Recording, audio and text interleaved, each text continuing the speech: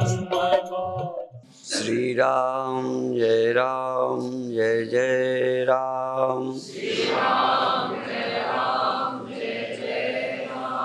सच्चिदानंद भगवान की, सनातन धर्म की। आपने सुना होगा 4 तरह के भगवान के भक्त होते हैं और रामायण में कहूँ कह नाम आधारा, ज्ञानी प्रभु ही विशेष प्यारा। चारों को भगवान की जरूरत पड़ती है। 4 तरह से भगवान के लोग भगत हैं और उनको भगवान का सहारा लेना पड़ता है, पर भगवान को ज्ञानी बहुत अच्छे लगते हैं। इसी को गीता में भी कहा है, आर्त जिज्ञासु अर्थार्थी ज्ञानी च भरतर्षभ। आर्त किसी संकट में फंसे हुए, किसी संकट में फंसे हुए भी भगवान की याद करते हैं। सच तो ये है कि जो कभी परवाह नहीं करते भगवान की, उन्हें भी संकट में भगवान की जरूरत पड़ जाती है। और तो छोड़ो, अभी हमारे शरीर के साथ या कोई ऐसी समस्या है तो हमें भी लगता है भगवान ये काम पूरा हो जाए। ऐसा नास्तिक ढूंढना मुश्किल है जो संकट में भी भगवान का भरोसा न करे, उसकी याद न करे। वैसे भजन करे न करे, रोज भगवान की जरूरत नहीं समझता, कहो गाली भी देता हो सकता है अनीश्वरवाद का प्रचार तक करता हो, पर संकट आ जाए और कई उपायों से ठीक ना हो, किसी की सहायता लेने पर भी काम न बने, तो फिर एक कहावत है ना, हारे को हरि नाम। ये ऐसे ही नहीं है, पहले भाई बंधुओं की सहायता लेगा, डॉक्टरों की लेगा, वकीलों की लेगा, जाने किसकी किसकी सहायता, और छल दंभ छल कपट चोरी से अपनी बुद्धि के द्वारा भी चालाकी से काम बनता होगा तो भी बनाएगा, पर न बुद्धि से बने, न डॉक्टरों से बने, न घर वाले किसी काम में मदद कर सकें, तो फिर ऐसे में क्या करेगा? तो फिर हारे को हरि नाम, फिर भगवान का विश्वास करता है। हम भी रोज वेदांत सुनाते हैं, पर चाहे हमारे ही लोगों को कोई भक्त को तकलीफ आ जाए तो हम भी कहते हैं भाई जैसे ठीक हो वैसा उपाय कर लो। तो ये तो हो गया आर्थ। ऐसे लोग भी भगवान की जरूरत में याद करते हैं। दूसरे हैं अर्थार्थी। ऐसा कोई संकट नहीं है, पर कोई इच्छाएं हैं जो पूरी नहीं हो रही, शादी की है, पुत्र की है, या इसी तरह राजनैतिक पदाकांक्षा है और पूरी नहीं हो रही है, तो भी देवी देवताओं को मनाता है जिनके लड़के नहीं होते, जिनकी दुकान नहीं चलती। तो अर्थार्थी अर्थात किसी इच्छा की पूर्ति चाहने वाला भी भगवान का विश्वास करता है, सहारा ले लेता है। और एक है जिज्ञासु, बहुत कर लिया सब कुछ, पर भगवान है क्या, है भी कि नहीं है, और क्या है जानना चाहता है। उसको क्या बोलते हैं? जिज्ञासु। आर्त, अर्थार्थी और जिज्ञासु। बहुत कम लोग हैं जिज्ञासु, अर्थार्थी तो हैं। आप भगवान को नहीं जानना चाहते पर मंदिर जाते हो, भगवान को जानना नहीं चाहते पर मंत्र जाप करते हो, भगवान को जानना नहीं चाहते अटके में जहाँ भी हो जैसा भी हो बस मेरा काम हो जाए, ये भी नहीं कि तू किस शकल का है, किस सूरत का है, कहाँ रहता है, बस हे भगवान। एक बार मेरे पेट में दर्द हुआ तो जो महात्मा मैंने प्रसिद्ध और सिद्ध सुने थे, मन ही मन, खुल के तो नहीं क्योंकि मेरी नाक कट जाती, तो लगे कोई सिद्ध हो, कोई योगी हो, कोई फलाना हो, ये दर्द ठीक हो जाए। देखो तो पर भगवान को जान जावे ये रुचि नहीं होती। क्या है भगवान? तो हम लोग जो प्रवचन करते हैं 90% हम सबकी नहीं कहते। सब लोग तो कैसे क्या होगा उसका मंत्र जाप करो ये बताते हैं। हम ज़्यादातर परमात्मा क्या चीज़ है उसकी पहचान कराने में लगे रहते हैं। तो जिज्ञासुओं के लिए मेरा प्रवचन है। मेरा प्रवचन जिज्ञासुओं के लिए है और थोड़ा बहुत उनके लिए है जो ज्ञानी हैं। क्या लगे उनको क्या जरूरत? ज्ञानी को भी सुन के बड़ा आनंद मिलता है। जैसे हम आपको धन न देंगे, मकान न देंगे, लड़का न देंगे, पर यदि यही कह दें कि इनके 2 मकान हैं, इनकी इतनी फैक्ट्री हैं और ये बहुत बड़े आदमी हैं, तो तुम खुश होते हो कि नहीं? हमने क्या दिया बोलो? 1 रुपया गांठ से नहीं दिया, पर जो तुम्हारे पास है उसको बता ही दिया पड़ोसी को या किसी के सामने तुम्हारी बात कही, तुम खुश होते हो। क्यों? वो तुम्हारी बात कह रहा है, ये बड़े सुंदर हैं, ये बड़े अच्छे हैं, इनका परिवार बड़ा अच्छा है, तो खुश होते हो। और दूसरी बात बता दें, यदि तुम परिवार से बड़े दुखी हो और हम कह दें कि इनका परिवार बहुत अच्छा है, कहन महाराज आप कहते तो हो पर हम ही जानते हैं हम कितने दुखी हैं। हाँ देखो ये सत्य है, इसलिए मैं एक सच्चाई के साथ बताता हूं। ऐसे ज्ञानी ज्ञानी ज्ञानी के प्रवचन से आनंदित होता है। जो चीज समझता था, सुनता था, फिर भी वो याद दिला देता है। ये मरते समय जो याद दिलाते हैं भगवान की, ये दोनों के काम आता है। जो दुखी हैं मौत से, उनको याद दिलाओ तो वो याद करेंगे, हे भगवान अब हम जा तो रहे ही हैं, अब हमारा आगे ठीक रखो, ख्याल रखना। और कुछ नहीं कर सकते। मरते को भगवान की बात कह के क्या करोगे? और बचा सकते नहीं, जा ही रहे हो। इसलिए गाय की पूंछ पकड़ाते हैं, क्या मतलब? वो बचाने के लिए पकड़ाते हैं कि भेजने के लिए? हाँ, भेजने के लिए पूंछ पकड़ाई कि जाओ अब।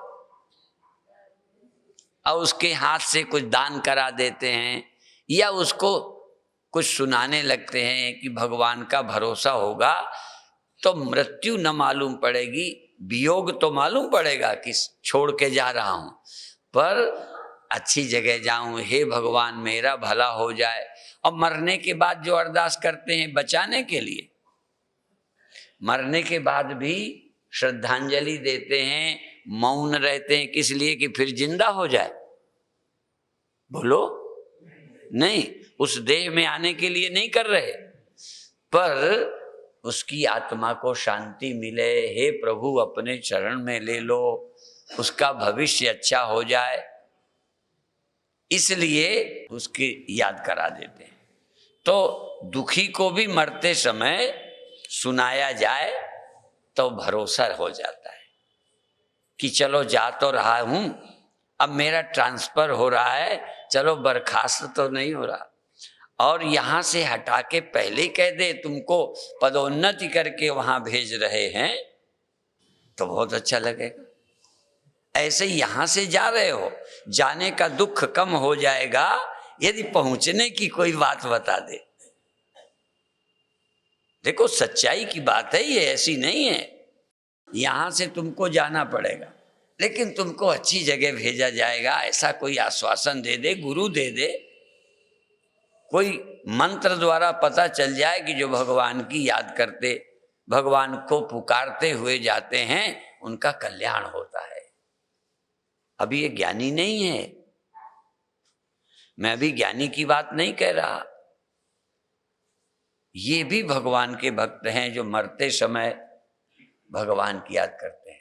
अच्छा, अब ज्ञानी क्या करता है? हाँ, ज्ञानी की बात जरा, जब जब दुख, जब जब मृत्यु, जब जब ये ख्याल आता है, वो याद करता है कि मेरी तो मृत्यु होती ही नहीं, दुख मुझ में है ही नहीं,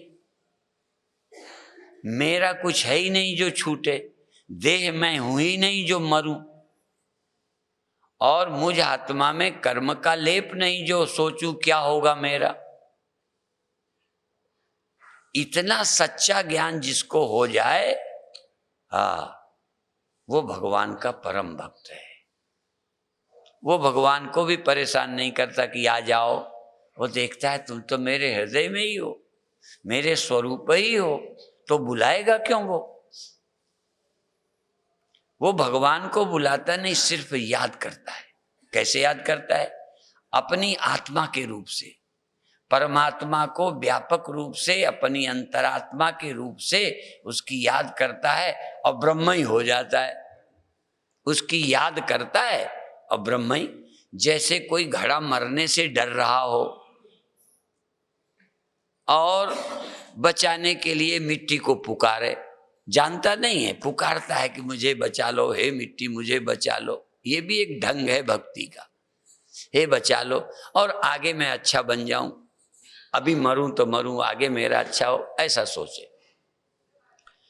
और एक घड़े को ये बताया जाए कि घड़ा है क्या चीज, तू तो मिट्टी है, तू इस ख्याल को छोड़ कि तू घड़ा है, तू घड़ा है ये ख्याल छोड़, तू मिट्टी है। अच्छा, दोनों चीजें वहां हो सकती हैं कि नहीं? एक ही जगह दो हैं, कौन कौन? घड़ा मिट्टी। अच्छा, सच क्या है? लो, तो घड़ा ही झूठा, मरना झूठा, जन्मना झूठा। जो सच्चा है न जन्मता है और न मरता है।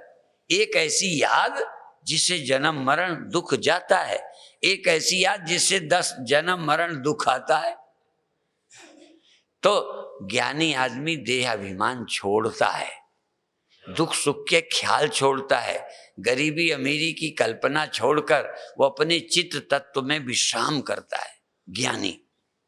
ज्ञानी को भी जरूरत पड़ती है, पर वो याद करके उसी समय मुक्त हो जाता है।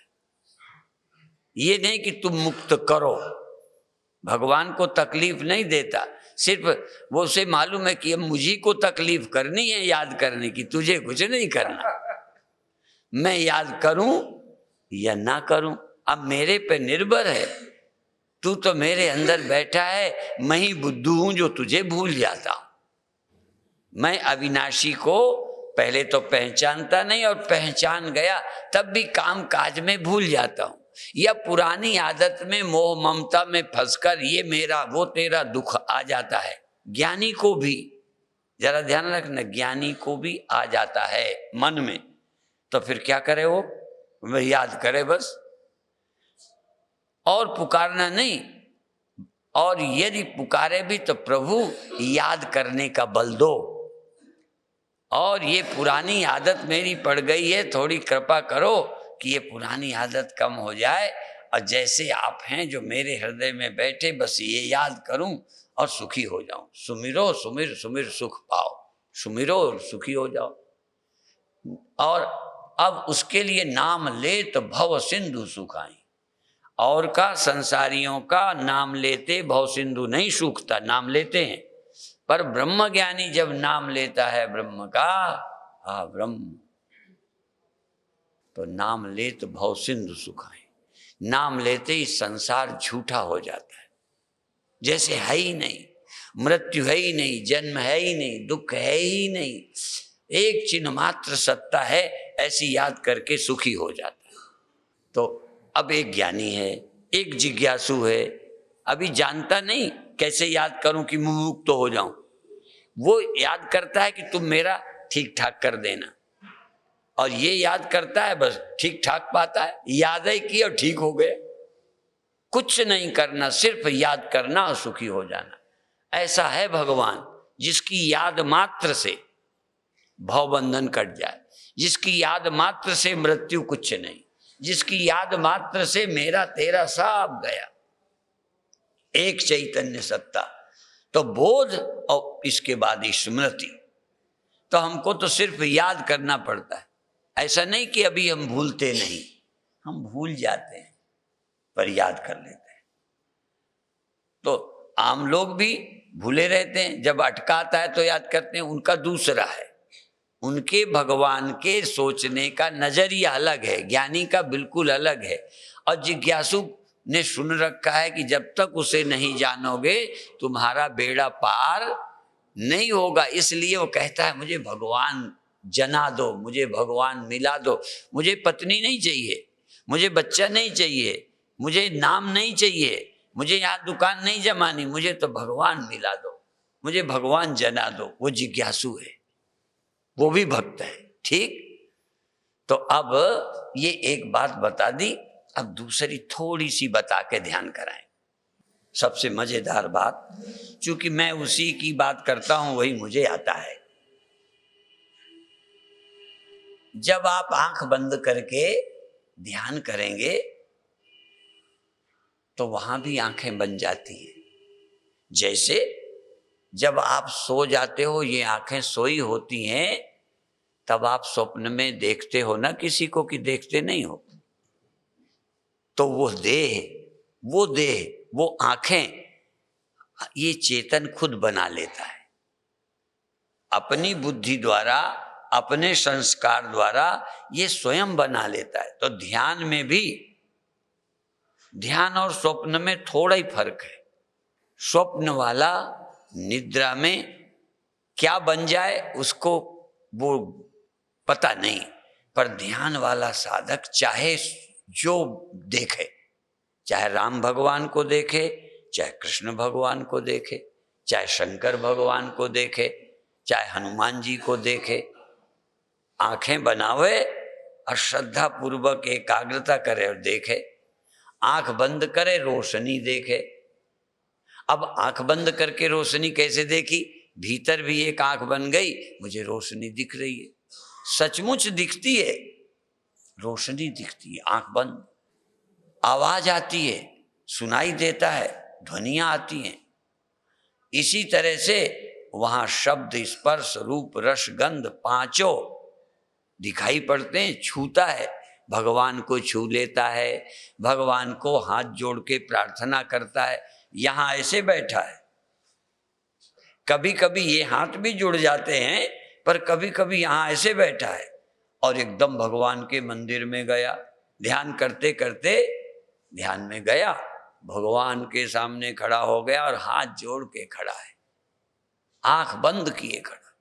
यहां की तो बंद ही है, वहां भी मंदिर में चला गया, एक देह लेकर हाथ जोड़ के भगवान के मंदिर के सामने दर्शन कर रहा है। वो कौन सा देह है? भाव देह। भाव देह, भाव के हाथ, भाव की आंखें। तो ये भाव देह से भी हम द्वैत में जा सकते हैं। द्वैत का अर्थ भगवत कल्याणकारी द्वैत। भावना में जैसे संसारी किसी को मिलने लगते हैं, लड़ने लगते हैं, आंख बंद किए बैठे बैठे। स्कूल चले गए, पढ़ाने लगे, और बच्चा जो शरारती है ध्यान में बैठे उसको डांटने लगे, पढ़ता नहीं है। और वहां कोई नहीं है, तुम्हारा ही बच्चा खड़ा किया हुआ, तुमने अपना देह बनाया, यहाँ आंख बंद किए मंदिर में बैठे हो, घर में, वहां पढ़ा रहे हो। वो कौन है? भाव देह। अर्थात यदि तुम्हें बच्चा दिखने लगे, तुम उसको डांटने लगो और हाथ से उसके कान पकड़ लो, मान लो ध्यान में, तो यहां तो ऐसे बैठे हो, कौन सा हाथ है जिससे कान पकड़ा? तो ये भाव दे, पर ये सहज आदत बस आता है, और ये मुश्किल से आता है कि मैं भगवान के मंदिर में खड़ा हूं, सर झुका रहा हूं, दंडवत कर रहा हूं, यहां बैठा हूं, वहां चरणों में गिर गया भगवान के। अब वो जो भगवान के चरणों में गिरे पड़े हो, वो कौन सा देह है? भाव देह। और भाव देह से ही हम सालोक्य, सामीप्य, सायुज्य, सारूप्य 4 मुक्तियां ऐसे पा सकते हैं। उनके लोक में चले जाएं। और जो जिनका सूक्ष्म शरीर इस तरह भाव से निर्मित होता है, वो जब देह पाते हैं तो भी भगवान के समीप रहते हैं, या स्वर्ग जाएंगे तो वैसे ही, देह छोड़ेंगे तो भगवान के पास, भगवान की सेवा, भगवान का दर्शन, उसका सुख मिलता है। जितना सुख जागृत के इस देह से मिलता है उससे कम भाव देह का नहीं मिलता। भाव देह में भी, जैसे अभी आप लोग पैर छूते हो, अब पैर छूते हो तो क्या मुझे भी परेशान करते हो भीड़ भाड़ में? यदि आप भाव में प्रणाम करो, भाव में, अंदर का देह, अंदर का सूक्ष्म देह, भाव देह तुम्हारा प्रणाम कर रहा हो, ये देह भी साथ में करे कोई हर्ज नहीं, पर भाव देह से प्रणाम करो। प्रणाम करने में सुख मिलता है या नहीं? बोलो। जिसको मिलता हो, सबको मैं नहीं गारंटी करता। कई को तो कहो पैर छुओ तो लगे बुरा भी लग सकता है, और सबके हाथ जोड़ने में सुख नहीं मिलता, उसी के प्रति हाथ जोड़ने में मिलता है जो तुम्हें श्रेष्ठ लगता है, पूज्य लगता है। ठीक है ना? तो जो तुम्हें पूज्य लगे, जो उसको एकांत में बैठ के प्रणाम करो, सर झुका के प्रणाम करो, आंखें बंद करके प्रणाम करो। जब तक भगवान तुम्हारे ख्याल में ना आए और प्रणाम का आनंद ना आए, बार बार कोशिश करो आए। यदि हमको भाव के प्रणाम में, भाव की पूजा में आनंद आने लग जाए तो बहुत अच्छा। इसीलिए इसको मानस पूजा भी बोलते हैं। शरीर के बजाय केवल मन से पूजो, दर्शन करो, चावल चढ़ाओ और सुख पाओ। देखो, मंदिर को, हमारी संस्था को, सनातन धर्म को तुम भाव से 1000 रुपया दे दो तो मंदिर वालों को 2 कौड़ी लाभ नहीं है। जरा ध्यान रखना। भाव के द्वारा करोड़ों दे दो तो एको कमरा ना बनेगा। ठीक है? और बिना भाव के तुम 50,000 दे दो तो एक कमरा बन जाएगा। तो भौतिक जगत में भाव से ज्यादा पदार्थ की कीमत है, पर उपासना के जगत में पदार्थ से भाव की कीमत ज्यादा है। कल्याण के लिए भाव चाहिए। एक बार शरीर से पैर नहीं छू पाए पर हृदय से छू लिए। एक बार शरीर से मेरे साथ नहीं रह पाए पर मन से मेरे साथ हो, या मन में से भगवान के साथ हो, बहुत लाभ है, बड़ी शांति है। इसलिए भाव का बड़ा महत्व है। अब फिर इसके बाद भावातीत, भावातीत के बाद भावातीत, भावातीत भाव, ब्रह्म भाव भी एक बार आ जाए फिर ब्रह्म भाव की भी आवश्यकता नहीं रहती। अब वो क्या है, अब अगली बात बताऊंगा। जिस चेतन ने आंख बना ली, हाथ बना लिए, देह बना लिए, भगवान बना लिए, दर्शन का आनंद ले लिया, जिस चेतन ने थोड़ी देर के लिए भाव का भी देह छोड़ दे, ख्याल का देह भी छोड़ दे, ख्याल की आंखें छोड़ दे, ख्याल का मन छोड़ दे, तो वहां कौन रहेगा? सिर्फ वही रह जाएगा जो है। इसके लिए बहुत सरल उदाहरण मैं देता हूं, है तो बड़ा कठिन। कठिन इसलिए होता है कि कल्पना के दृष्टांत देने में कैसे कैसे समझाऊं। मान लो एक घड़ा कुम्हार का बनाया है, जैसे ये तुम्हारा देह किसका बनाया है? भगवान का बनाया। ठीक है? तो जैसे एक घड़ा कुम्हार ने बनाया, अब चूंकि उस घड़े में भीतर मन बुद्धि नहीं है, इसमें है, तो अब मान लो इस घड़े में मन बुद्धि है, तो एक घड़ा तो ईश्वर ने बना दिया, दूसरा आप खुद बना लेते हैं स्वप्न में। अब उस घड़े की तरफ जाओ, एक कुम्हार ने बनाया और वो देख रहा है, कोई है जो देख रहा है मैं घड़ा हूं। अब इसके बाद नींद आ गई उसे, अब उसने स्वप्न में देखा मैं घड़ा हूं, तो कोई तो है ना जो देख रहा है मैं घड़ा हूं। वही मिट्टी जो कुम्हार के बनाए घड़े को कहती है मैं घड़ा हूं, वही मिट्टी स्वप्न में अपने को घड़ा देख रही है। मिट्टी वही, मिट्टी दूसरी नहीं है। घड़ा दो हैं, एक कुम्हार का बनाया, एक उसकी बुद्धि से बनाया मिट्टी ने कि मैं घड़ा हूं। और वहां भी मरना, वहां भी अनेकता, वहां भी दुख। अब चलो उसको कहें तू स्थूल घड़ा तो गया ही, तू अपने ध्यान का घड़ा भी छोड़ दे, फोड़ दे, नहीं है। और तब वो बचेगी मिट्टी।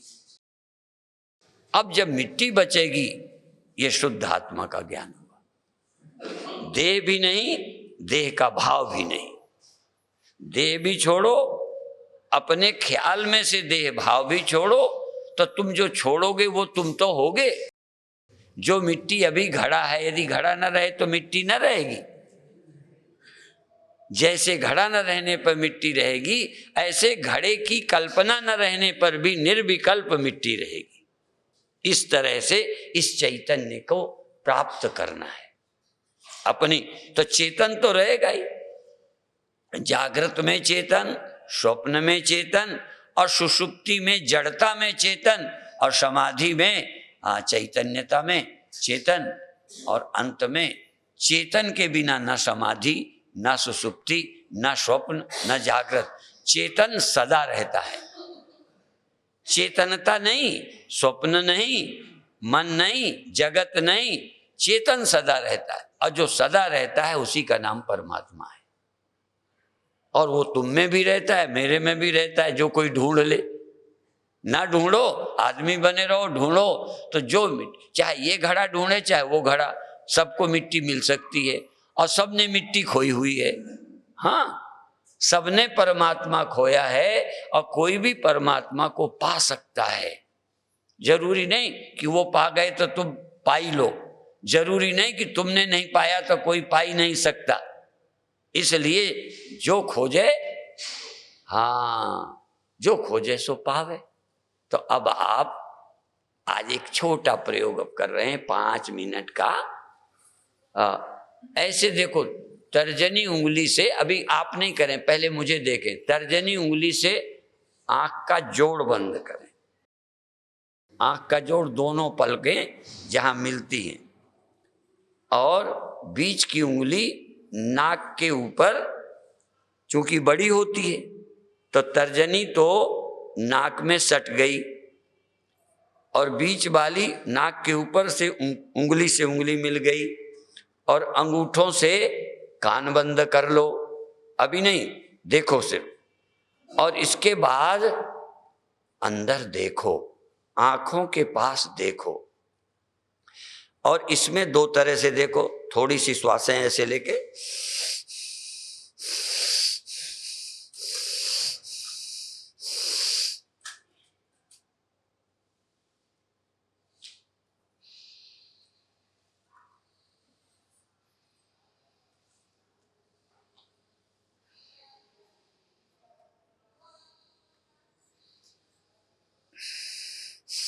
इस तरह से 4-6 बार, 2-4-6 बार श्वास लो, फिर रुक जाओ, फिर श्वास लो, फिर रुक जाओ।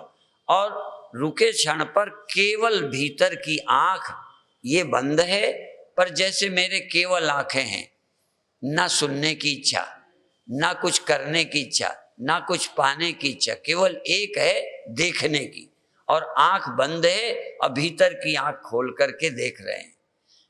संकल्प से देखोगे, धीरे धीरे आपकी आंख बन जाएगी, और रोशनी दिख जाएगी, भगवान दिख जाएंगे, आकाश दिख जाएगा, नीला बिंदु दिख जाएगा, तारे दिखेंगे, चंद्रमा दिखेंगे, या सुबह सुबह जैसी हालत, या कभी कभी बादल से दिखेंगे, बिजली सी कौन जाएगी, कभी घोर अंधेरा सा हो जाएगा, कभी खाली मैदान, कुछ भी होगा। पर देखें, अब आंख बंद कर लीजिए।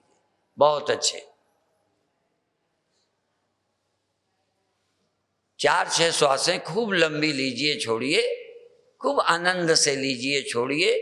ध्यान आंखों पर रखिए, ध्यान आंखों पर, ध्यान आंखों पर लंबी श्वास लीजिए, फिर छोड़ दीजिए, फिर लंबी लीजिए, छोड़ दीजिए, बहुत आराम से। भस्त्रिका नहीं, भस्त्रिका नहीं। यद्यपि जिनको मजा आता है वो भस्त्रिका कर चलते हैं, नई चीज सीखने के लिए नए ढंग से। आज हम कुछ कुंडलनी नहीं जगा रहे, आज आंख खोल रहे हैं, भीतर की तीसरी आंख।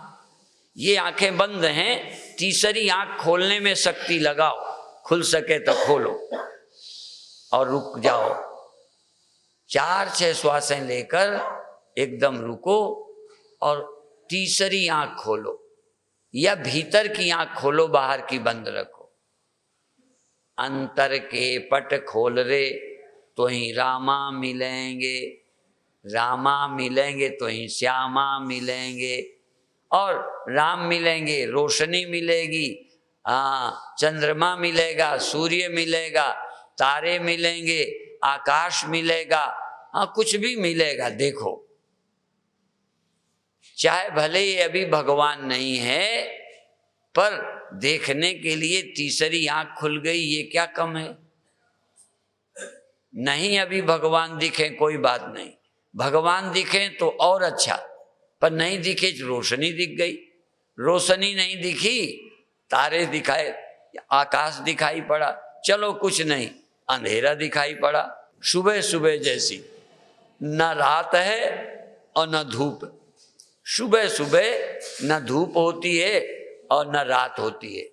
इसी तरह से फिर 4-6 श्वासें लीजिए, ध्यान आंखों पर, लगातार देखते रहो, आंख से मन हटे ही नहीं, बस आंख आंख आंख। भीतर की आंख खोलो, बाहर की बंद करो। अंतर के पट तब खुलें जब बाहर के पट दे।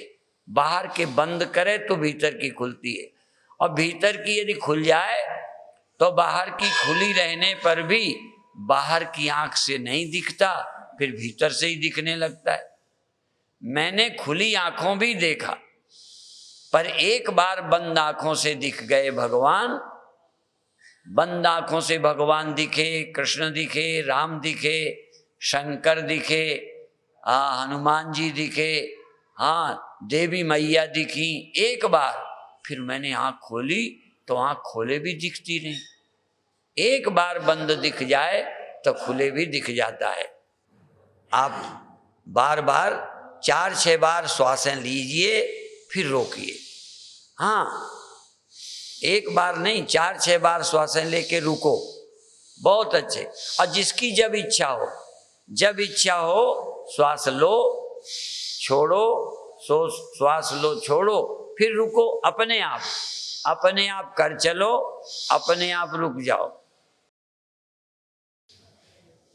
एक होता है प्राणायाम, यहां लक्ष्य प्राणायाम नहीं है, ध्यान रखो। इसलिए पुरानी आदत से कोई जरूरी नहीं है, बस आराम की श्वास लीजिए और छोड़िए, भरिए और बस रुक जाइए। यहाँ कोई जरूरी नहीं है कि आप रोज जैसे करते हो तैसे प्राणायाम करो। ये केवल ध्यान को लक्ष्य में रख के बताते हैं। आप लंबी श्वास लेकर छोड़कर 4-6 बार लीजिए, जिससे श्वास की जरूरत कम हो जाए। 4-6 श्वासें लेने से श्वास की जरूरत नहीं रहती, फिर श्वास को रोक दीजिए और रुके रहिए, देखते रहिए, रुके रहिए, देखते रहिए। रुकना भी क्यों है? बिल्कुल शांत होकर देखें, ठहर कर देखें। 24 घंटा लक्ष्य है देखना। यदि 5 मिनट ध्यान किया है तो 5 मिनट देखने की कोशिश करिए, देखते रहिए। श्वास लेना गौण है, मुख्य नहीं है। श्वास रोकना भी मुख्य नहीं है, प्राणायाम मुख्य नहीं है, मुख्य है देखना। सारी शक्ति, सारी चेतना, सारा संकल्प एक काम में लगा दो, देखने में। श्वास लेना छोड़ना तो इसलिए कि थोड़ा देखने में मदद मिले। श्वास लेना लक्ष्य नहीं है, पर श्वास लेने रोकने से आलस्य नहीं आएगा। श्वास लेने छोड़ने से चंचलता मन की कम हो जाएगी, और जब मन की चंचलता कम हो जाए, शरीर की जड़ता कम हो जाए, आलस्य कम हो जाए, तो क्या करो, देखो देखो देखो देखो, सिर्फ देख, एक ही साधे, जब करे तो एक ही मुख्य हो। आज देखना ही है बस, सुनना नहीं।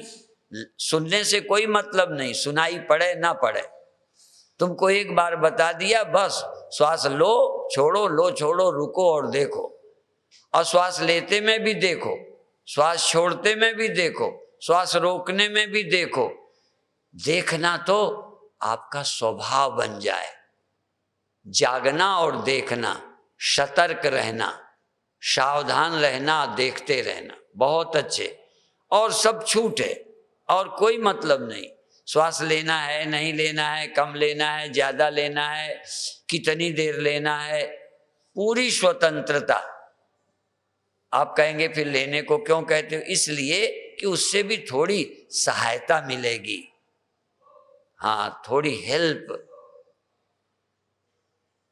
पर काम एक है, देखना।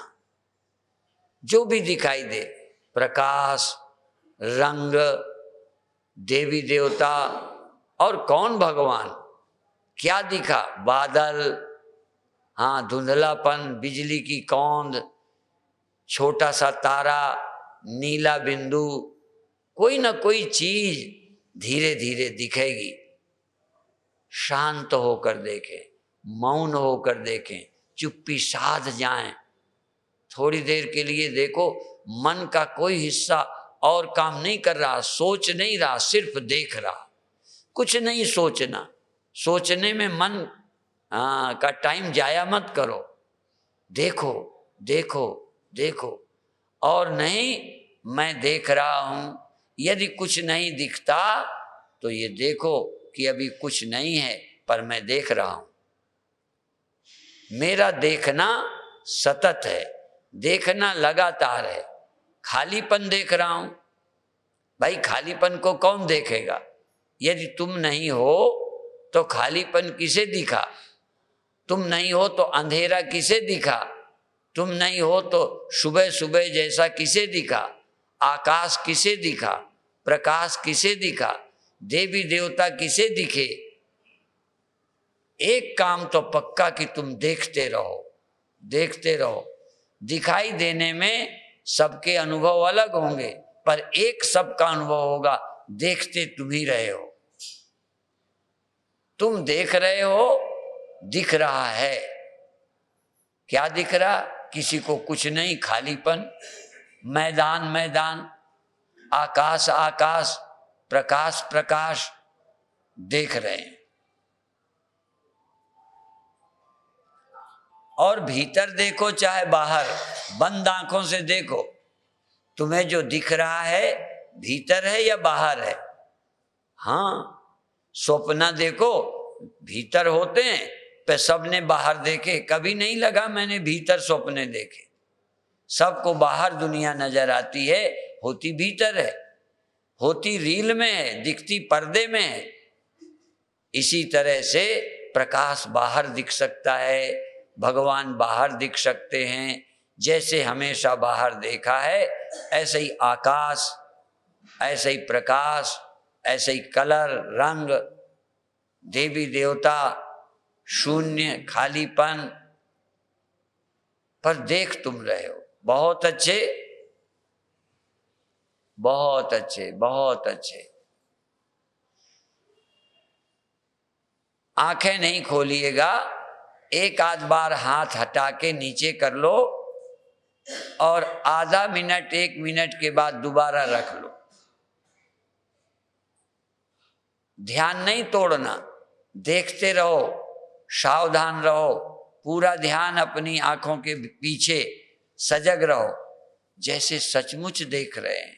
दिखाई पड़े तो भी सचमुच देखो, नहीं दिखाई पड़े तब भी सचमुच देखो कि हाँ नहीं दिखाई दे रहा, देख रहा हूं। देखने में बेईमानी नहीं, चालाकी नहीं, झूठ नहीं, देखना सच्चा। दिखाई चाहे कुछ पड़े, ना दिखाई पड़े तो झूठ नहीं बोलो, दिखाई पड़े तो भी झूठ नहीं बोलो। अब मैं तो कहता हूं जो चाहो यदि वो ना दिखे तो जो दिखे बस समझो ठीक है, खुशी मनाओ कि दिखना शुरू हो गया। और हाथ फिर रख लो दोबारा,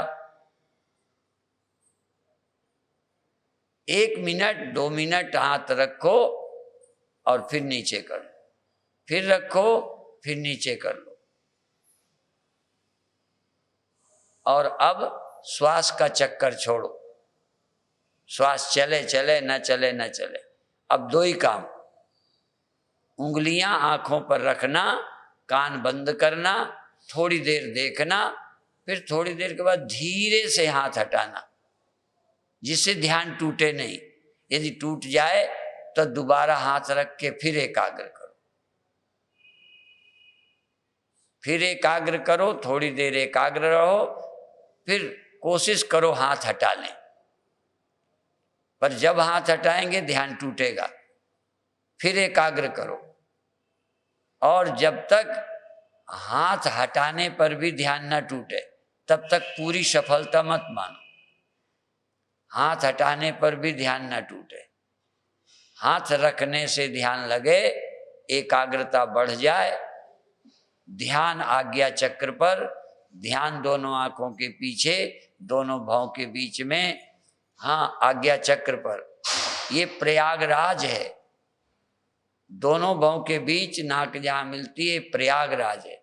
यहीं गोते लगाओ, यहीं रहो। ये कुंभ है, यहाँ थोड़ी देर रहो। यहीं तीसरा तिल है, यहीं गुरु चक्र है, यहीं जिंदगी का सार है, वहाँ थोड़ी देर रुको और फिर जब जरूरत हो हाथ हटा लो। इसलिए हटा लो कि बिना हाथ रखे भी ध्यान रहे। पर अभी हाथ की सहायता से ध्यान लगेगा, हाथ हटाने पर टूटेगा। एक दिन वो होगा कि हाथ की जरूरत नहीं पड़ेगी, ऐसे ही मन एकाग्र हो जाएगा, ऐसे ही ध्यान लग जाएगा, ऐसे ही चमत्कार हो जाएंगे। और उस जगह रहना ही काफी है, कुछ न दिखे, सिर्फ इतना ध्यान रहे, हाँ अब मैं आंखों के पीछे हूं, अब मैं आज्ञा चक्र पर आ गया।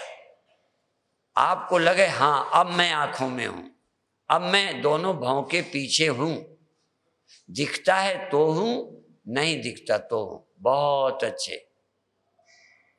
आखिरी बार दोनों भौं के बीच में देखते रहो, आंखें बंद रखो, कान बंद रखो। एक बार बस आखिरी बार ध्यान लगा दो, एकाग्र कर लो। तुम्हें लगे कि इस समय मैं, देखो देह तुम्हारा है पर इस समय तुम पूरे देह में ना होके कहाँ हो, आज्ञा चक्र पर, आंखों के पास हो। या तुम पूरे देह में हो पर ध्यान तुम्हारा आंख में है, तुम पूरे देह में हो पर तुम्हारा ध्यान इस समय आज्ञा चक्र पर है। तुम दो हो, शरीर भर में व्यापक भी हो और एक जगह मन से एक जगह हो। मन से जगह बदलते हो, आत्मा से अचल हो। आत्मा से अचल हो पर मन से चल हो।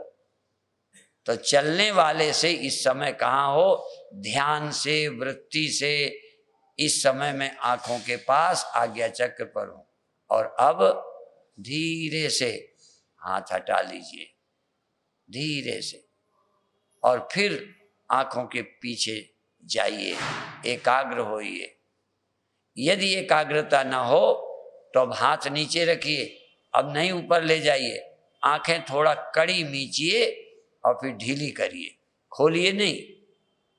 छोटे बच्चे जैसे आंख डर के बंद करते हैं, ऐसे ही आप आंखों को कड़ी मीच लो और फिर ढीली कर दो। खोलना नहीं, फिर कड़ी कर दो, फिर ढीली कर दो।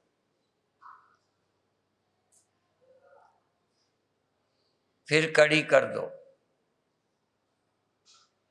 थोड़ी देर कड़ी रख के ढीली कर दो, फिर ढीली ही करते जाओ, ढीली ही करते जाओ, ढीली करते जाओ।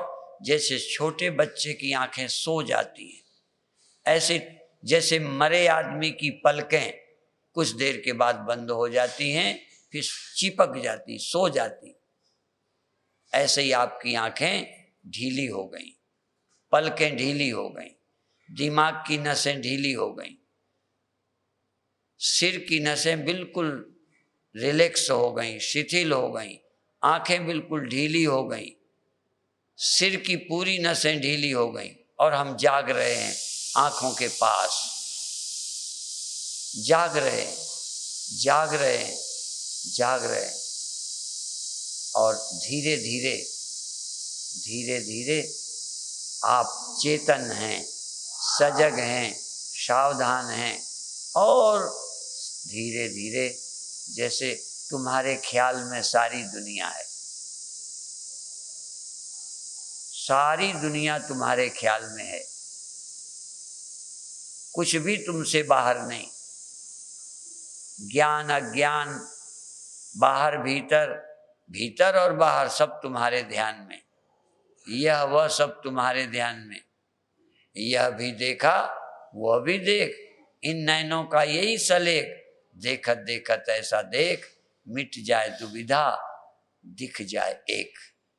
एक चैतन्य, चैतन्य ही चैतन्य, जितनी लहरें हैं, बुलबुलें हैं, सब में पानी, सब में, ऐसे ही जो जो भी अनुभव हैं, जो जो यादें हैं, जो जो संसार है, तुम्हारे बिना कुछ नहीं, तुम्हारे में सब आकाश प्रकाश कल्पना भीतर बाहर सब चैतन्य में है, सब चैतन्य में है, सब चैतन्य में है। और अब धीरे से छोड़ दीजिए, आराम से, बिना हड़बड़ाए, बिना घबराए, आराम से छोड़िए। अभी का कार्यक्रम पूरा हो गया। ओम शांति शांति शांति।